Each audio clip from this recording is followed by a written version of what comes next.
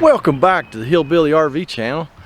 Came here today to work on this toilet in this little RV behind me here, and once I get here, me and the customer just decide we're going to replace the toilet.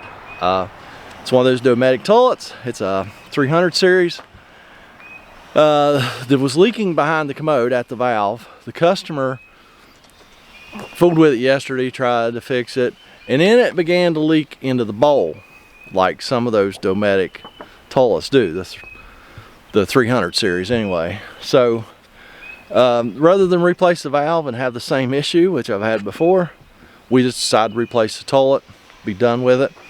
But that's not why I started this video up. The video is I'm going to go in here and tour their operation. The people that own this, the Handcrafted Homes Timber Frame, they're the one that owns this camper. One of their relatives lives in this. Another relative lives down there in the single wide.